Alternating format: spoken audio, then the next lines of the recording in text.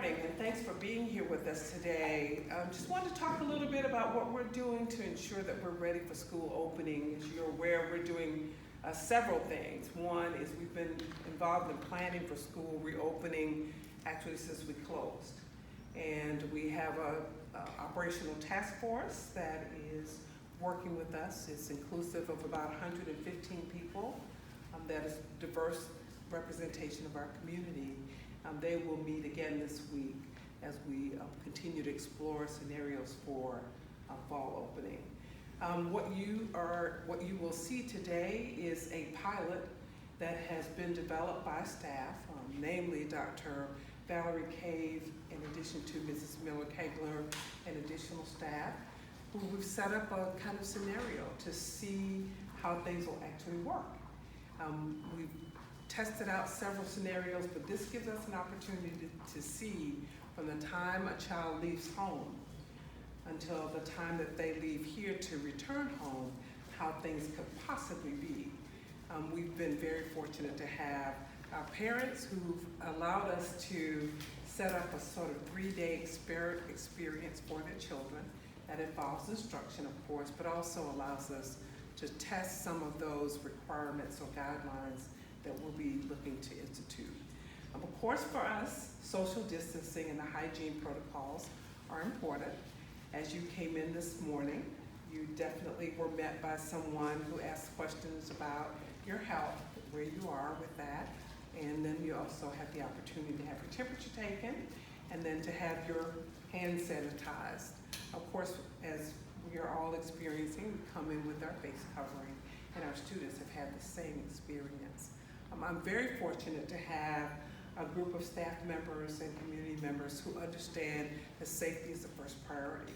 So with this pilot, we've already started, as you see, with the signage from outside to maintaining the 6 feet distance to also maintaining a 6 feet distance within the building. We've already started looking and marking our public or the large spaces, so you'll see some markings already in the cafeteria, and then of course you'll see the young people as we have positioned them. One thing that we're learning very quickly is that the 6 feet distance is going to be a challenge. We do know that. We see it in our own experiences out in the community, that some people just do not know what 6 feet distance is. And of course, with young people, we know that that's going to be a challenge as well. But we also know that if we take the time and explain the importance of maintaining that distance and also having the new routines of not sharing, which is what we do in schools. We share. We use common utensils. All of those things will have to change. But we do know that our young people are resilient. It's usually the adults that have the challenges with these things. So we'll be working with staff, parents, and students in hopes of opening at the time that we planned. So this morning we've had the opportunity to do that again, and I'll invite you to talk with Dr. Cave and the staff about what we've learned just in the last 24 hours. Any questions? How many students are in this pilot program? We have 11 at Gadsden and 10 at Fleming. Okay, about 11 here and about 10 at our early learning center, which is at the Henderson Uniform School. And how does that compare to normal class sizes, and will that, going forward, make you all want to reduce the class sizes as well as maybe stagger some schedules? We'll definitely be staggering some schedules and some young people meeting together, because the space will need to be reconfigured, especially for us to meet as practical as possible the social distancing requirement. We have done some initial look at our individual classroom spaces, so we know that we won't be able to have our typical 22, 25 in one classroom. What does that mean for us? It means we use other space that we have available. And that means we'll split the kids up. And so that is the challenge that we'll be looking at, is how do we serve them? So this group that we have is not a typical size group, except in some cases where we may be doing some interventions, but it's a great way for us to see how we might approach that during the fall. Are the students in this pilot program kind of across the gamut age-wise in terms of seeing how maybe the younger kids might react with each other versus an older student? Oh, yes. Because right now, one of the things that we have happening in our schools, in our high schools, of course, is our athletics, our conditioning, is also giving us some lessons about how the teenagers will respond, how the high schools will respond. And they've actually done quite well. They are very good at governing themselves. But that's in an athletic conditioning environment, so we'll have some opportunities to talk with them and to get some ideas from them about how we manage high school. Middle school, of course, is they're a little bit older and they're much more willing to cooperate. They love the socialization piece, so we'll talk with them about how to do that. The little babies, we'll definitely work on them. And then, of course, this is a group that's a little wider range, and they'll give us a good idea of how to work with them as well. Of course, Blair, these are elementary grade kids Okay. here. Yeah. And additionally, Dr. Levett, talk a little bit about how creative you guys have had to be through this. I mean, you mentioned transitioning spaces that are not typically classroom spaces. I'm assuming going to need some more instructors to fill those spaces as well. I mean, what's that been like navigating this new world? Well, that's a really good question. You know, one of the things that we are facing this year, of course, are reduced revenues from the state. And hopefully this week that those reductions won't be as severe as we think. But nonetheless, every person who is a part of a schooling experience, every person who is a part of this school, as with all others, will have probably some new responsibilities. Certainly taking the temperature of every person who's in the building is going to require more than one person. So we may all learn how to use that thermometer when we are moving children about. Some people who may not have been a part of that process may be a part of that process now. So we'll be maximizing our staff. Now, it doesn't mean we weren't maximizing them before. It simply means that we'll be using that staff in a different way. So we're accustomed to large group work. We're accustomed to small group work. So we may be working with smaller groups of kids over a period of time, and that means that all staff will be involved in that process. Do you believe that some of the courses may be moved to more of a virtual learning as a result of seeing how that process works during the springtime? We will definitely have more virtual learning experiences. And one opportunity that we will be providing for our families, one option, is that we will have a virtual school. And that means that we will be able to, at this point, take those students who want only a virtual experience to have that opportunity. We were excited about that. But we'll also have the opportunities for young people to be involved in virtual instruction while they're in the classroom. Now that's not anything new to a lot of our children, but for some of our children, they will have that experience. And one thing that we've learned by being out from March 13th through the end of the school year is that they are much more technologically proficient than anyone thought. When you have preschoolers who can be on Zoom or Microsoft Teams and manage it well, then you know that they are digital natives, and we saw it come through. So yes, there'll be lots more opportunities to do that under teacher supervision. You mentioned athletics for teenagers. Are there any plans to potentially cancel any other after-school activities for kids, whatever age range? Right now, we don't know about after-school activities, so certainly that depends on what the public health conditions are at the time that we open up. But as much as we can provide opportunities for kids to be kids, we want to do that. So recess will continue. We'll see how we make that happen. And then also, I mean, the play areas even here are marked off so that kids will have an opportunity to experience outdoor play. That is an essential part of growing up. So we want kids to have that experience.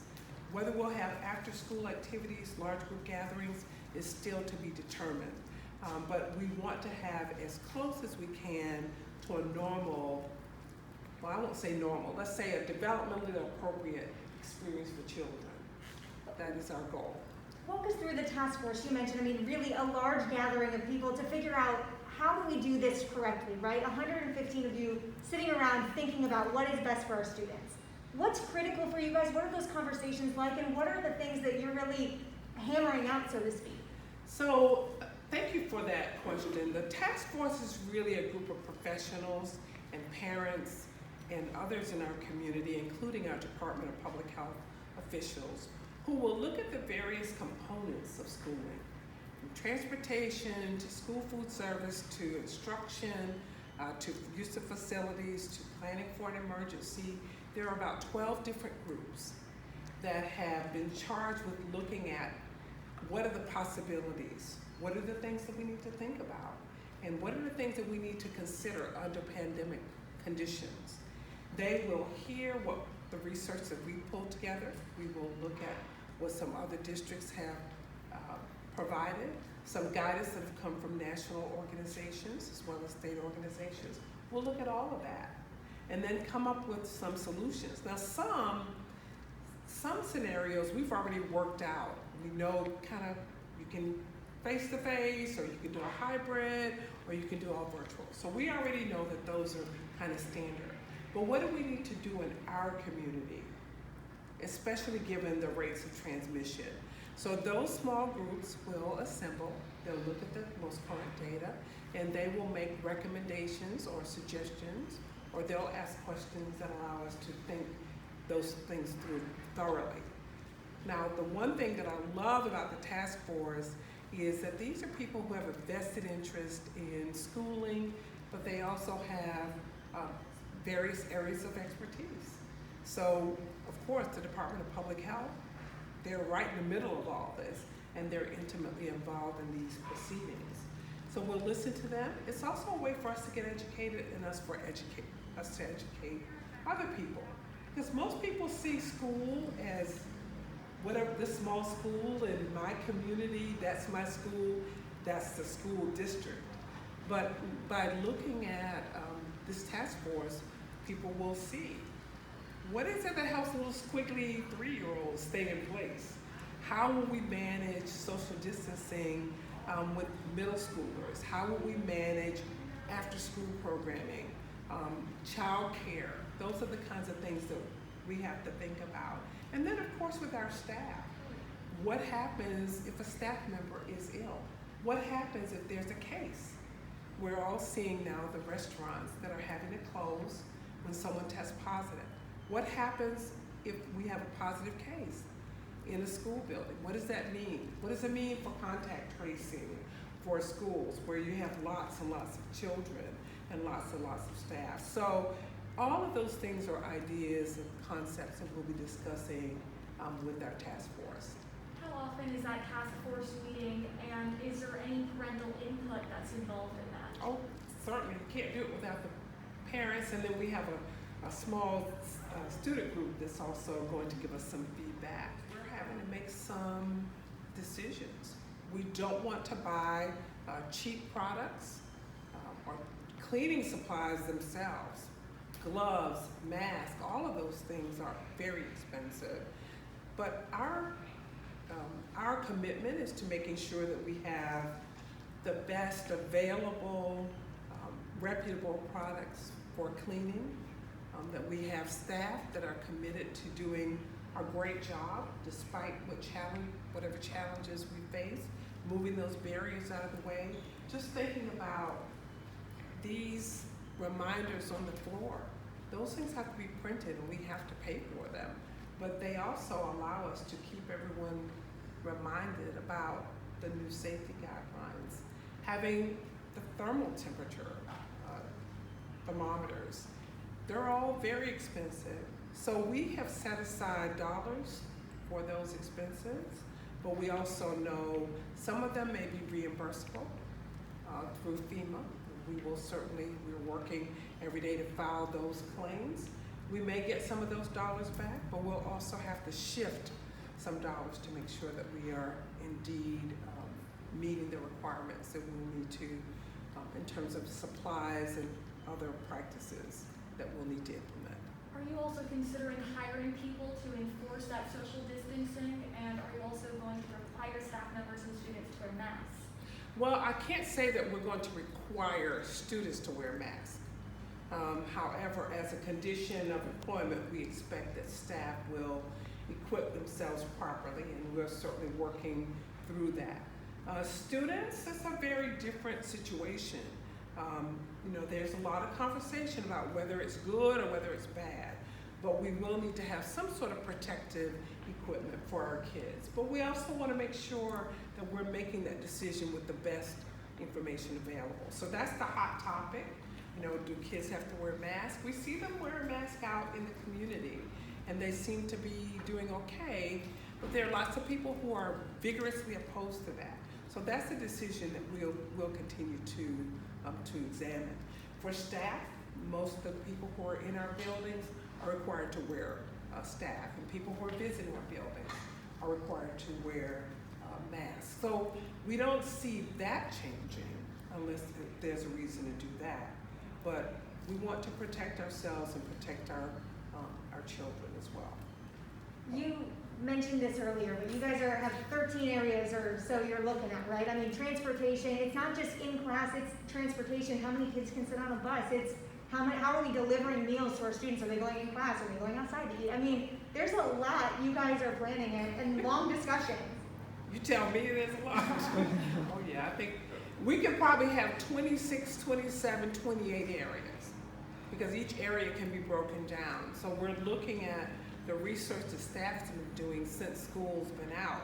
So we've been looking at all of these areas. I mean, you can think about with just instruction, learning recovery, our special needs kids, our kids who are military kids, our kids who are English language learners, our kids who are gifted.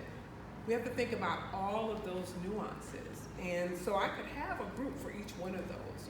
Right now I have a group that is focused on instruction with some attention to instructional recovery, but also how do we pace the curriculum going forward? And that's an important piece. Staff's been working on that as well.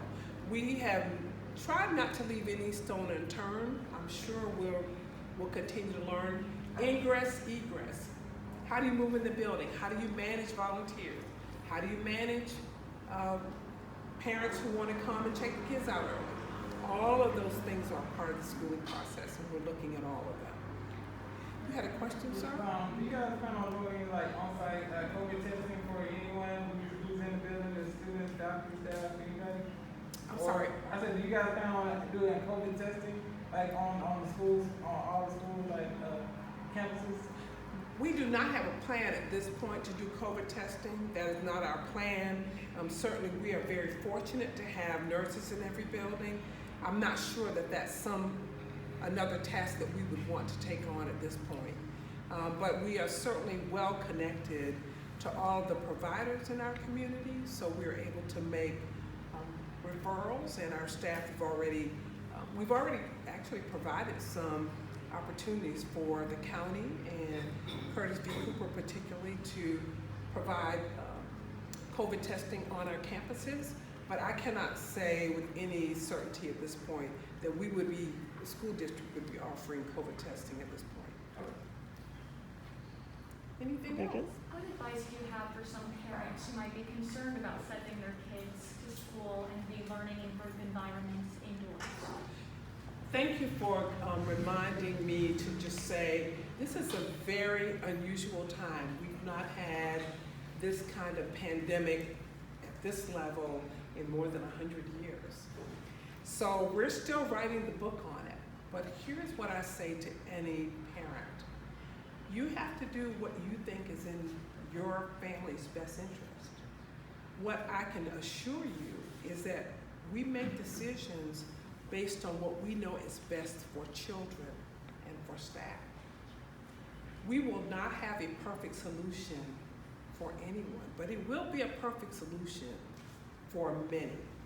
So what we think about is not the individual child, though we do in terms of instruction and all of that, but we do think in terms of 37,000 plus children and 5,600 employees.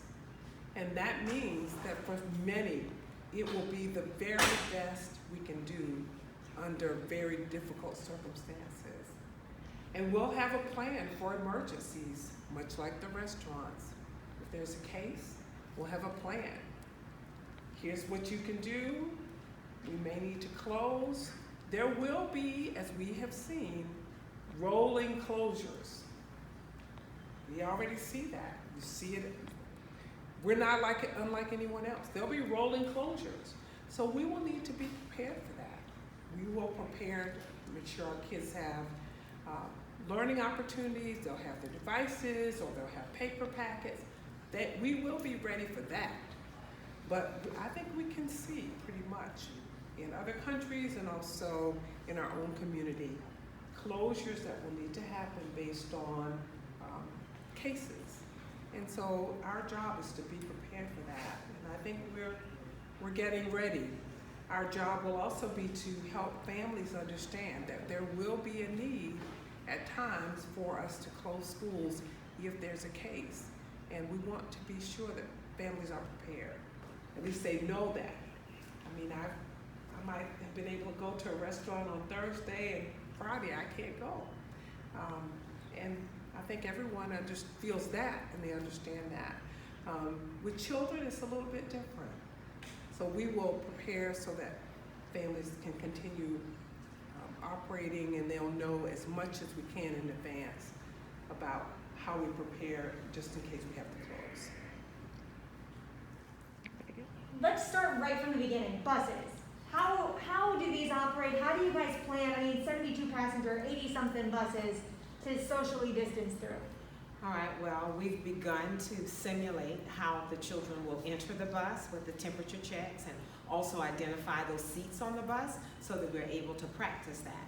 Right now, everything is unpredictable. So in order to be able to get ready for when children come back to school, practice ensures that we'll at least have improvement. So we've begun to simulate that.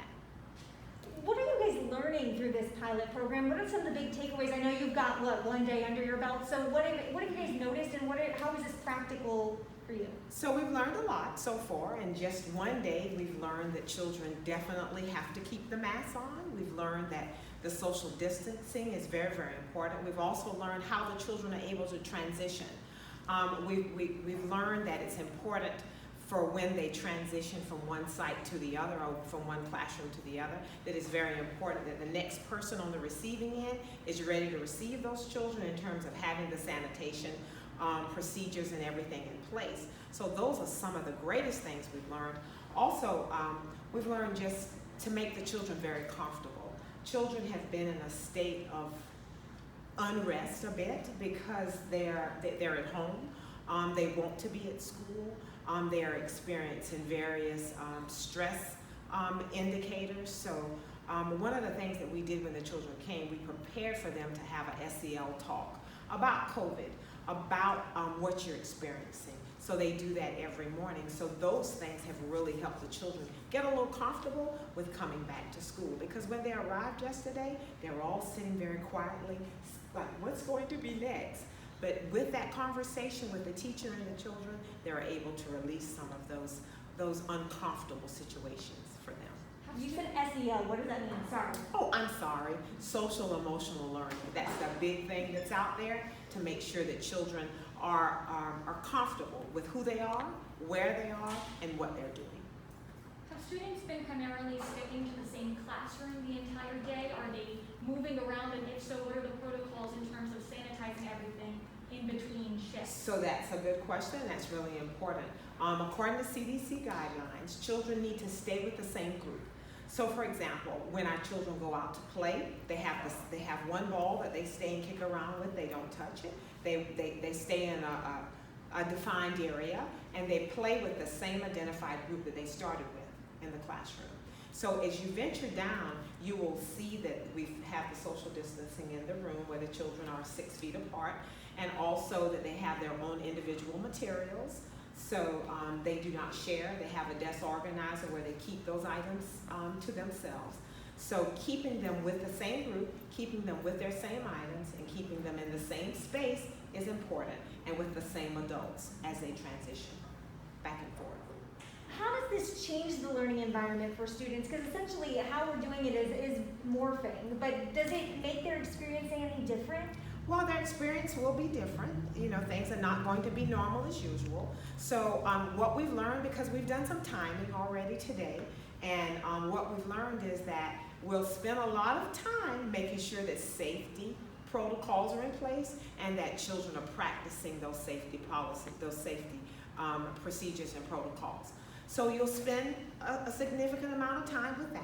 But what we'll do in order to mitigate the learning loss and the learning gaps in between is that we'll make sure that we have the small group instruction for those children, as well as that the teacher provides that direct instruction that allows for us to get at those grade level standards. So learning will be a little different.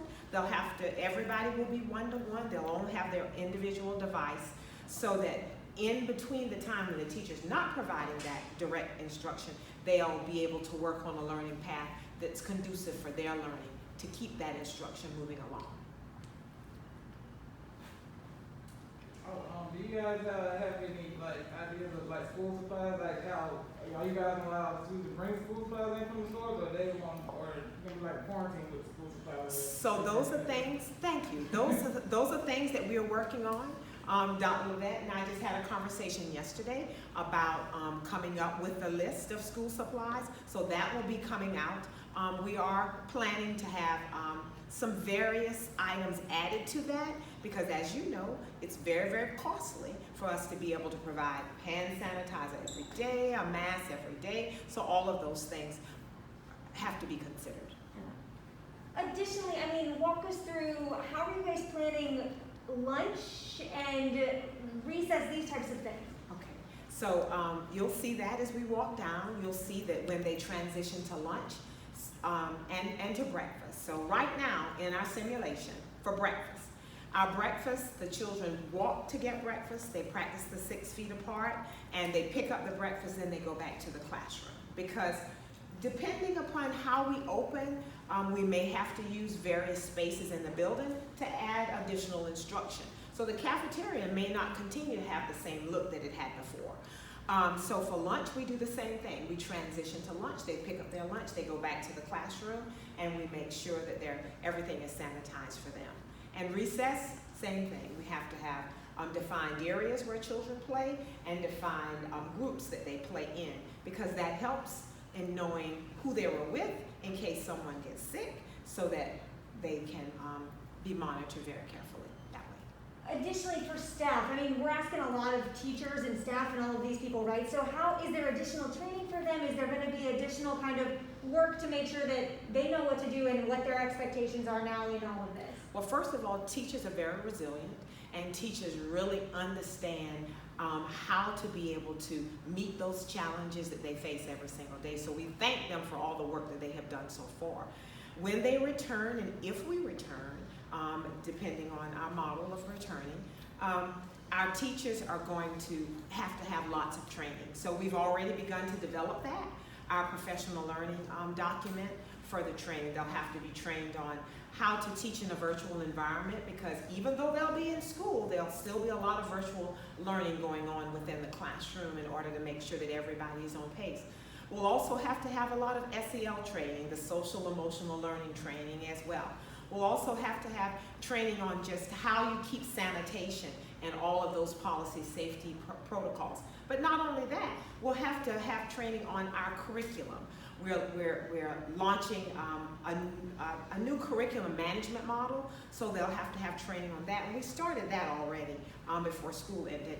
And then we're also launching our learning management system, which will help all of our children be on the same page in the same place and have a learning tool or a digital collaborative environment where they can be able to have discourse patterns with teachers as well as with each other, and parents can continually check on their progress, so that we'll all be using the same type of learning platform when we return. Will teachers have some sort of requirement to sanitize their own classrooms and areas? That is not a requirement for teachers to have to do. We do practice sanitizing our own space when we leave a space, but for our facilities management operations, we have foggers, and I think that's the name of them. We have foggers, so that once the area is vacated, then the foggers come in and they just sanitize the entire room. So that's how we do it, all the materials and supplies and everything, without tampering with them in terms of getting wet and those types of things. So we're getting ready. Right. Anything else you would like to add? No, just invite you down to see what the children do.